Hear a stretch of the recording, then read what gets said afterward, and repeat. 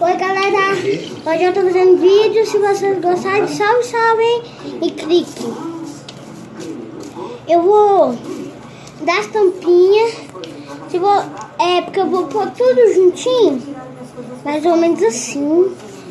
Aí eu vou fazer assim, porque eu tô falando, hein? Porque vamos lá. Muita bagunça por aqui. Depois que a dona Tini vai internar. Se eu fosse ela, já tinha despedido vocês a hora. Ei galera, eu voltei porque pra pegar uma coisa. Aí você vem, firma ela bem direitinho.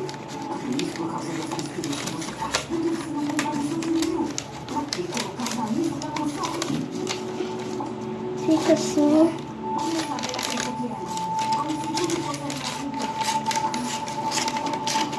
Você vai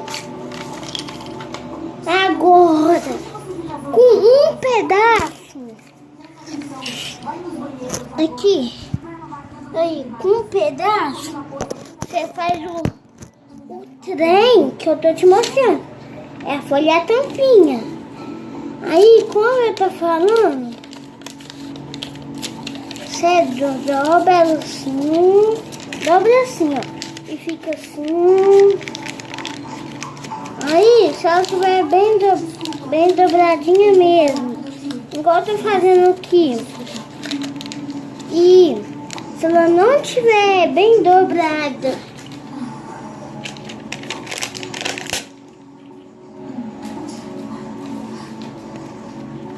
um pinguinho, já que eu não posso ficar tão minha coisa.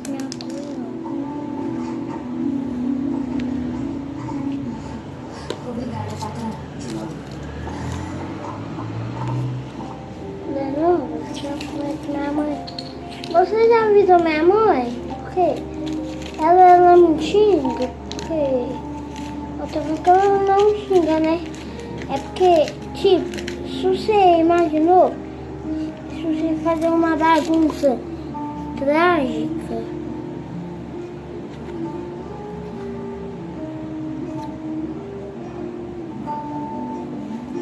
e não curte, e você tá assim, você não faz, é porque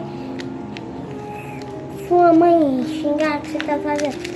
Você tem que ter um caderno, porque ou uma folha, alguma folha que dê pra você fazer, porque vai ser um rodopião, dobradinho aí. Agora você vem e vai ter que cobrir aqui e entrar com a tampinha aí. Uma bola que você pode jogar com ela vai estar bem tampadinha assim, olha lá.